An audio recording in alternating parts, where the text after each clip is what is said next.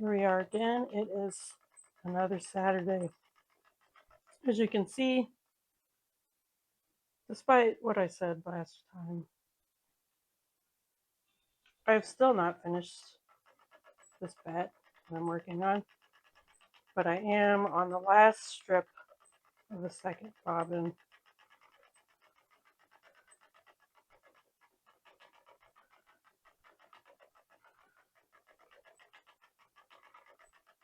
I have so many things to do that I want to do, that I need to do as well on my weekends, that I often have been finding myself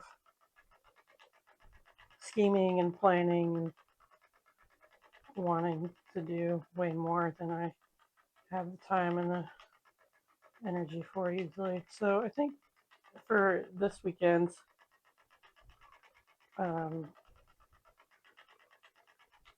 not going to go too hard into making plans, and we're just gonna wing it. In terms of things I have to do today, I need to go to the post office because it's Saturday and I do have a piece of mail and I need to pick up.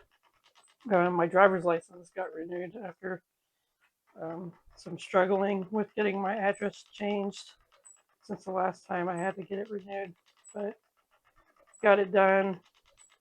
Sitting there in the post box, so I'm gonna go pick that up. I need to take garbage to the dump. So just like with the mail, I live in a town, an area where there's no residential garbage collection. It's not as of a pain as you would think. Part of it is because I don't really make that much trash due to not being in the house that much, but they have convenient hours, and just have to throw stuff in the back of my Outback and drive over there and to the transfer station. It's not actually a dump, so the county has transfer stations throughout the county, and you just take your stuff there. They have recycling and all that, and you just throw it in the appropriate dumpster. So it's not really a big deal. Thinking about, I think I might swing by the thrift store in town. There's a nonprofit thrift store because I've been it's been so hot lately that I kind of want to see if I can find like a cotton or a linen, something really light, longer skirt that I can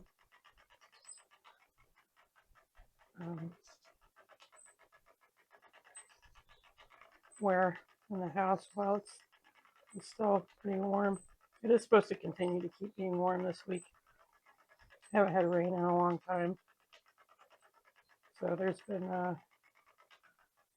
not anywhere really close to me, but in the area, there's been a few fires. It's one of the things about living in California. Yeah, I think that's probably it for the introduction. Like I said, I don't plan on getting too deep into the plan making, and we're just going to wing it a little bit and see what happens. Thanks for being here. Hope you've had a good weekend so far. Enjoying the summer.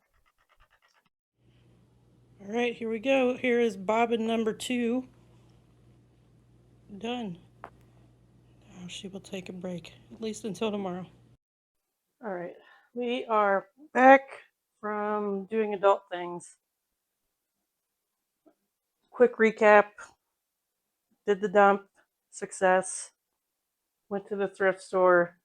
No dice, nothing came out, spoke to me, and there's a lot of like winter clothes.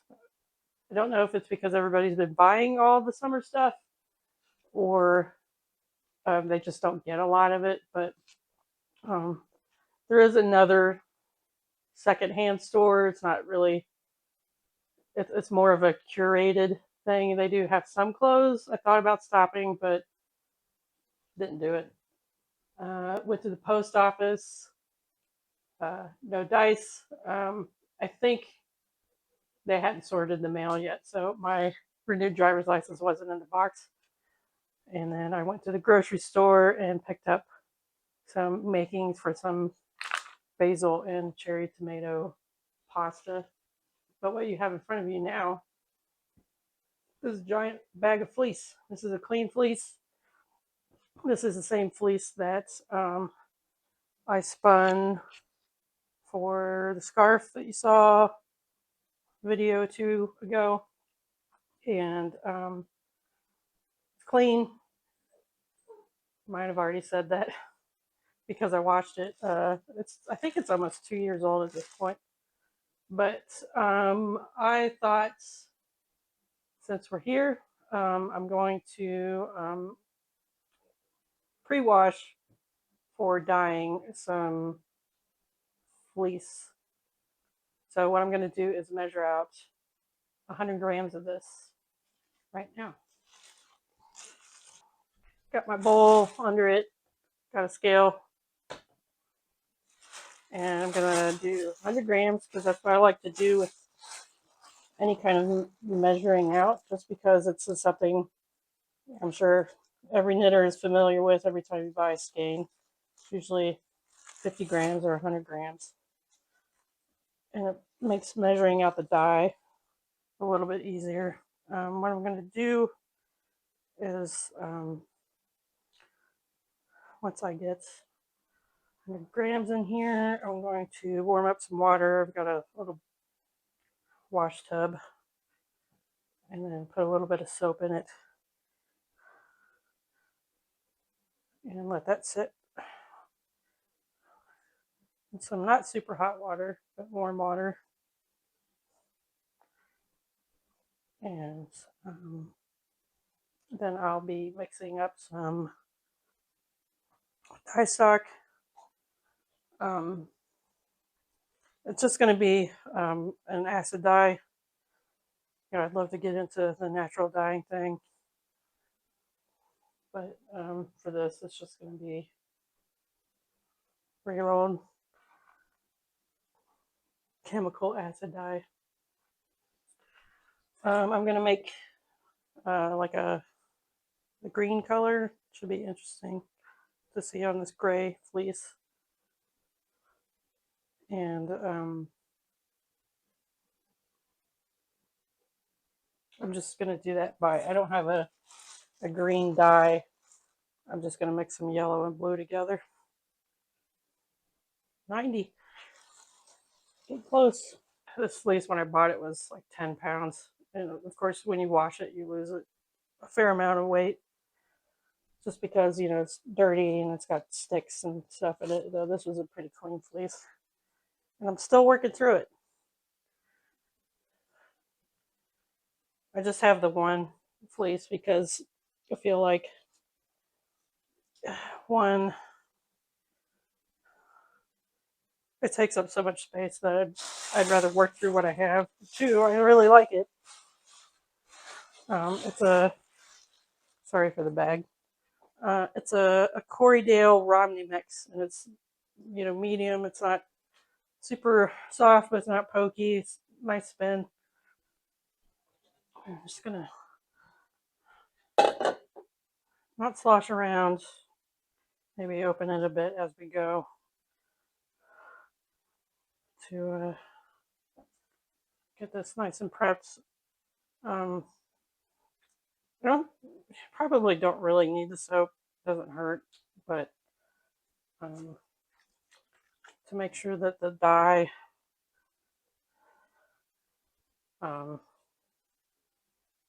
gets as far as it can. You want it wet before you dye it. And I'm just going to cook it on the stove. There is some safety involved, picking out some brass and whatnot. When you're dealing with acid dyes, and I'll talk about that when we mix the dye and go to do the dyeing. But yeah, pick this open a little bit. Doesn't have to be anything crazy, so it's not too much clumpy. I don't know if you can see it. There's still a bit of lanolin in here. I didn't manage to get it all out when I washed it, the full fleece. I did do it in batches, but I don't mind having a little bit, and I actually kind of like it. It's this like kind of milky stuff floating on the top here that's releasing because the water's warm. It's good for your skin. Doesn't feel bad as you're spinning it if there's a little bit in there. I think it's actually kind of pleasant.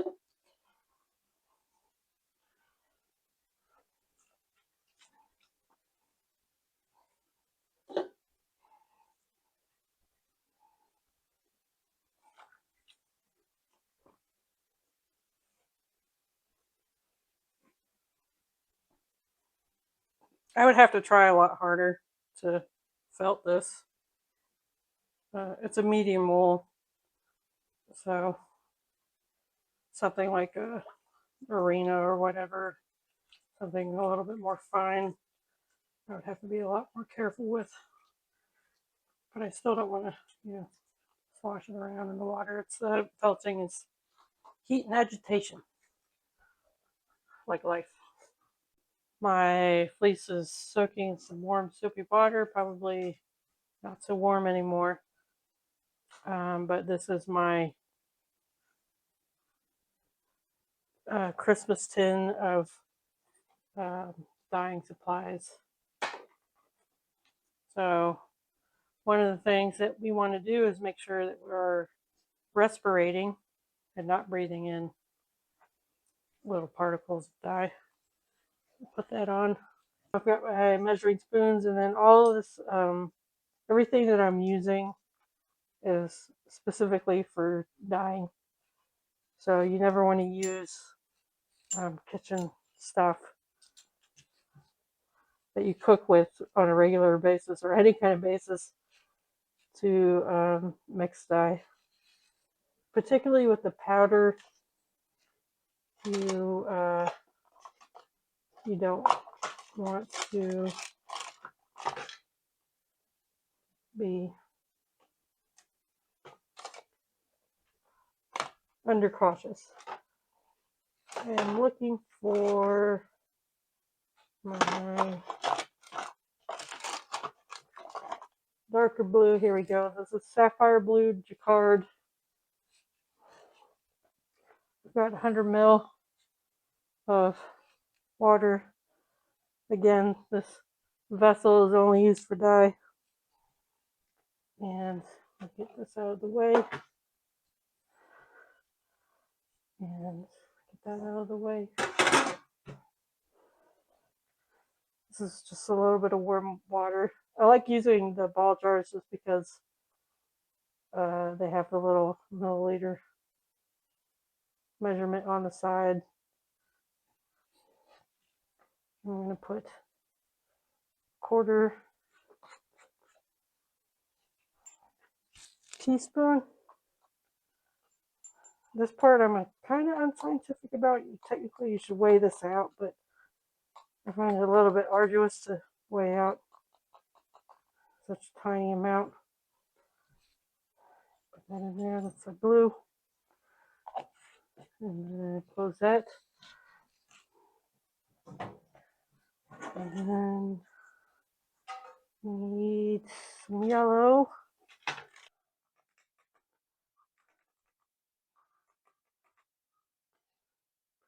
there. Close that up. Got this little, it's like one of those battery powered foamers. Battery's a little low, but that's okay. And we're going to mix this up.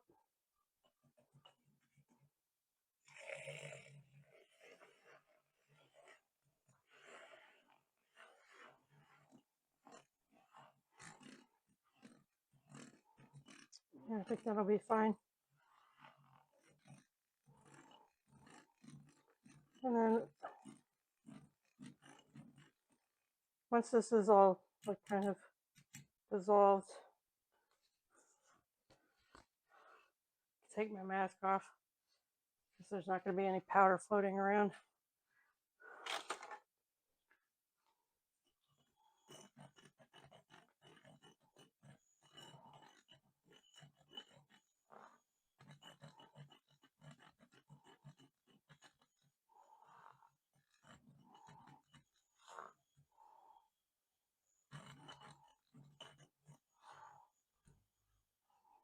Forbidden matcha.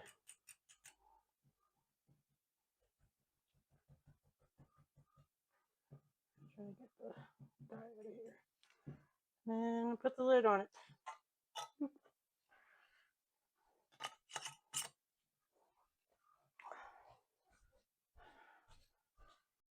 Okay, I've got a little bit of water in here. I put a tablespoon of citric acid. You can get it on Amazon.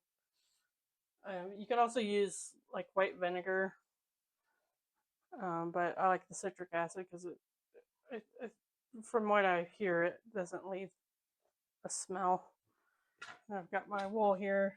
Most of the water drained off and a little bit rinsed. And I'm just gonna dump that in here after I put the dye in. And this will stain. So we gotta be a little gingerly.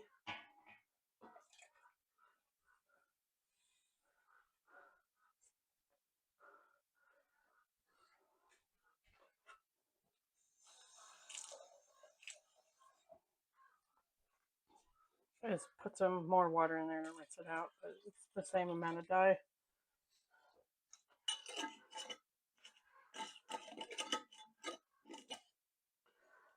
Now I'm going to put my wool in.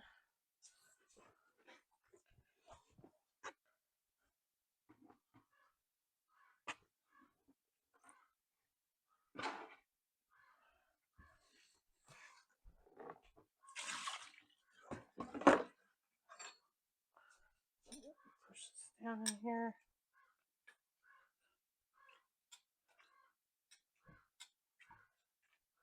Alchemy.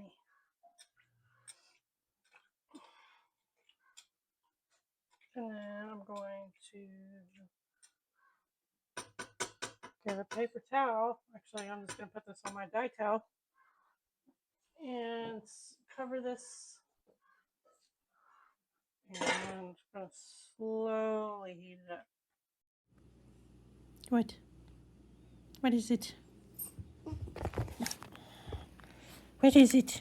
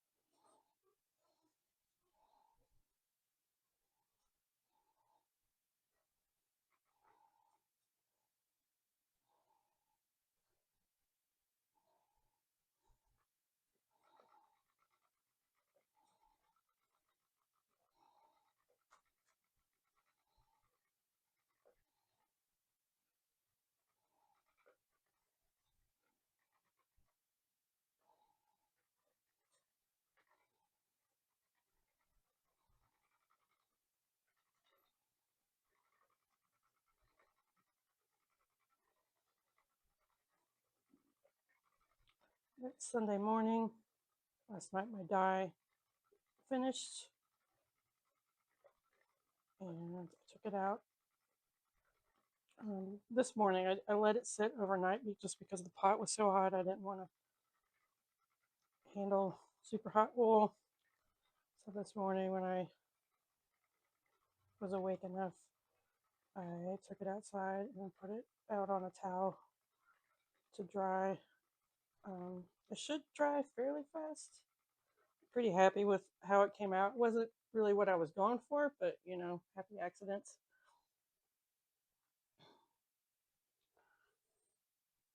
And now I'm just applying these two bobbins together.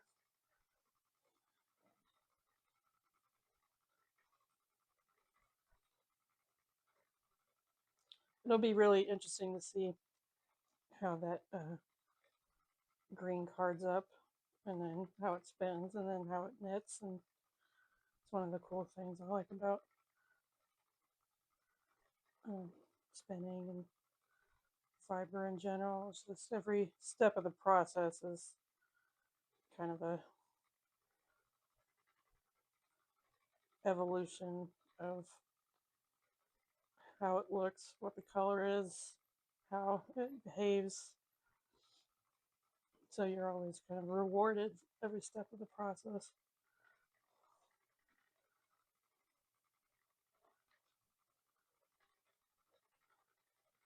Probably won't be dry enough to card today, but we'll see.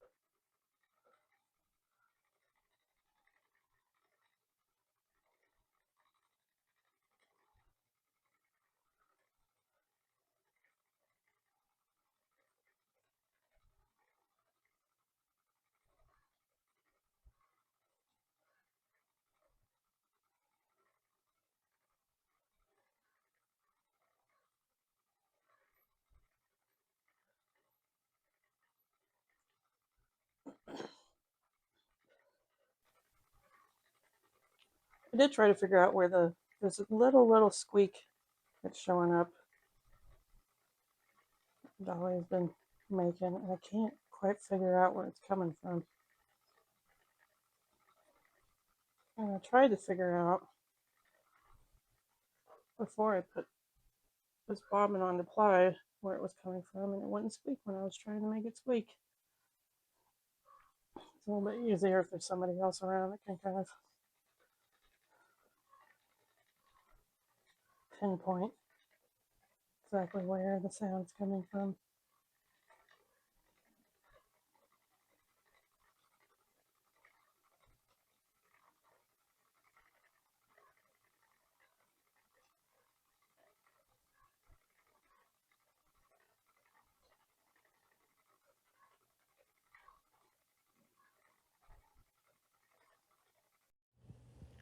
I have reached the end of one bobbin, and yet I still have zooming a fair amount on the other one.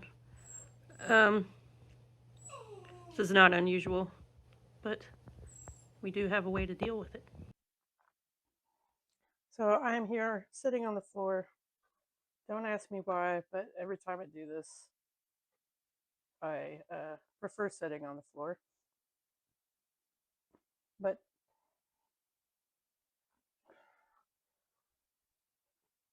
I don't know if you'll be able to see this, and I'm definitely not going to film it again if it's not in the camera. But essentially what I'm going to be doing is making a continuous loop around my fingers. And then from that, we'll be able to take both ends of the yarn and hold them together. And you'll see when I start doing it.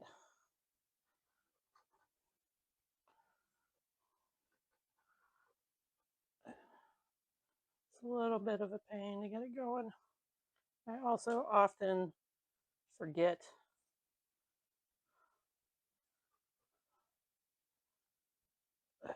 which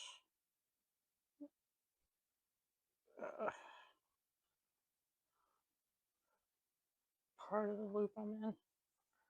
And then once I get going, I don't really have to think about it too much. And if I make a mistake, it's not a big deal.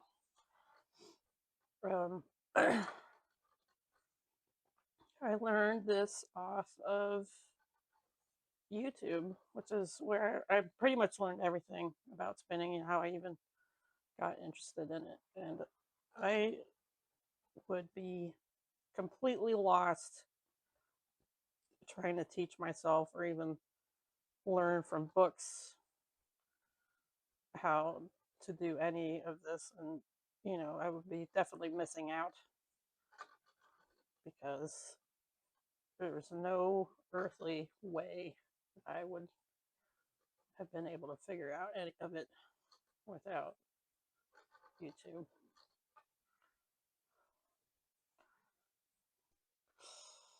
Focus. There we go. All right. Pull my finger out. Was not giving you the bird. All right, back in the wheel, I've got my Chungus bracelet, beefy as it were. I'm gonna kind of grab my ends here, kind of lay them on top of each other a little bit. I'm gonna spit on them and felt them a little bit just to get them connected. That's gross.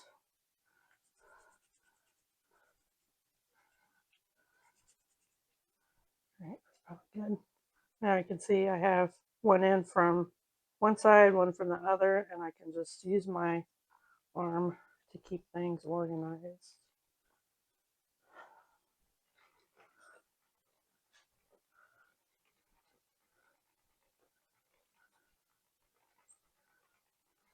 I'm just slipping my hands through back and forth. Don't know that you can see it. Let me get a little closer. Like this.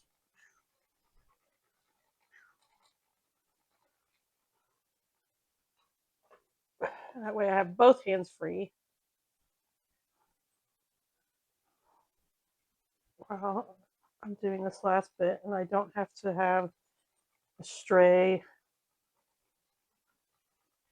bit of singles that doesn't get used or takes up space on a bobbin. I don't have a bunch of bobbins. I don't need a bunch of bobbins because I can make sure I get every last yard out of my singles that I can.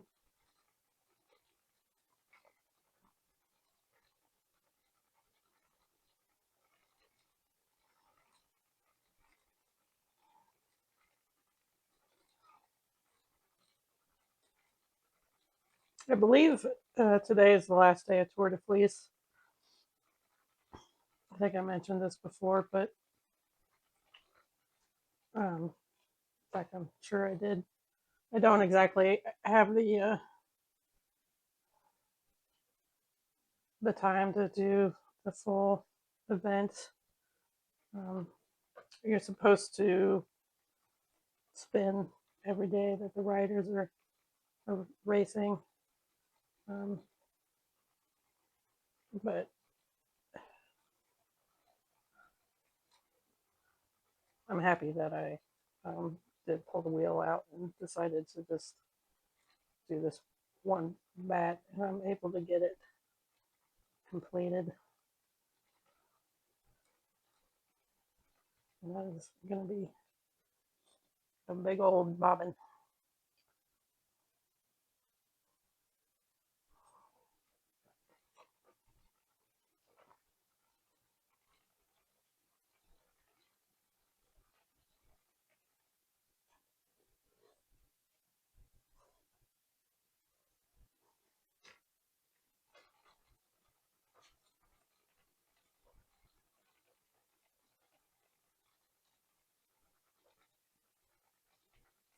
The end.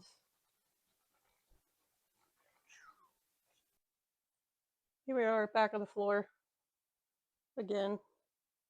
Don't ask me why. This is one of those things that I like to do while sitting on the floor. This is a nitty naughty. It's just a convenient way to um, get your yarn off your bobbin and keep it somewhat organized. I think this is a yard. I don't remember, honestly, just because you can use this tool also to measure your yardage. And I never measure. The way you would do that is just count how many wraps around that you do, multiply, and I'm not interested in doing that amount of counting when it comes to this particular thing. So I don't. Some people are really into that record keeping things, and I actually um, bought a journal because I thought I would want to start keeping track of what I spun, the ratios, the plies, the weight, the yardage, all of those stats, and include a little sample. And I still haven't done it. That book is just sitting there unused. Um, Maybe I'll get around to it at some point. So there's a couple things you can do at this point. One is grab some scrap yarn and make some figure eight ties around these bits to kind of, I'm going to try to keep it organized, but I don't do that. What I do instead is I use my yarn ends to tie myself, tie it on itself. Words. So I'm just doing a little figure eight around here, sort of.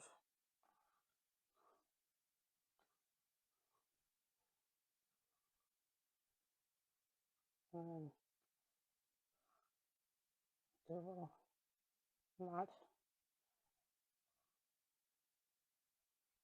That should be good enough. The other side.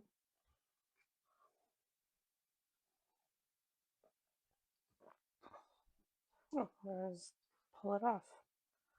I've got little shower rings that I use to put around them to give me something to grab onto.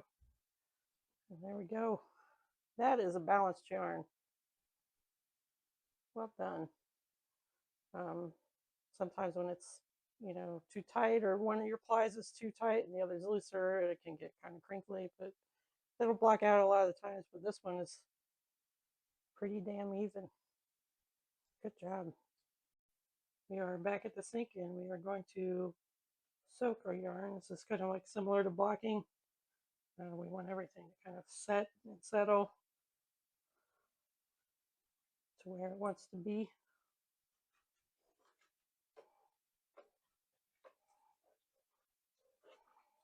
I'll get that ring on there so I can just grab it. Not having to worry having a big tangle. I'll let that soak for probably like 30 minutes or so. Can go longer, doesn't really matter. I just want to make sure that it's thoroughly wetted. Some people like to thwack their yarn. Some people do nothing, just let it dry. I typically tend to do snaps. I find that thwacking, I will do it sometimes just to it'll make the yarn bloom a lot, get a lot fuzzier.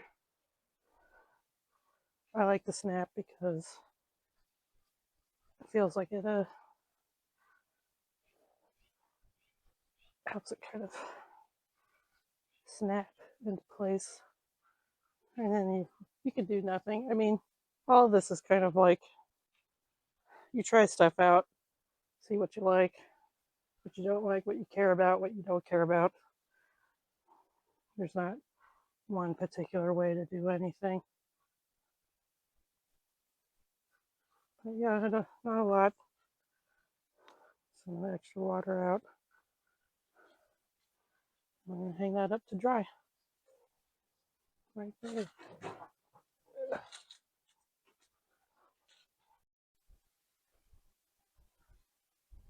Probably gonna take the day to dry, so don't expect to see the finished product in this video, but I'll be sure to show it off next time. So I think that's probably the end of the video. I've been editing as I go, and um, I was surprised about how much I've gotten done, even though I kind of said, well, let's wing it, we'll see what happens. So that's always a plus, right? Get more done than you expected to. Um, I'll be sure to show off the finished yarn, uh, my very minor contribution to Tour de Fleece next time, and then hopefully we can card some of that green wool that I dyed. Um, it's been a good weekend so far, and it's still only like 2 o'clock, so who knows? Maybe more will happen, or maybe I'll just be a vegetable and avoid the heat. But thanks for being here. Appreciate it. I hope to see you next time. I almost forgot. Bonus pick of the knitting that I did. I didn't get too far on that, but there's a little progress.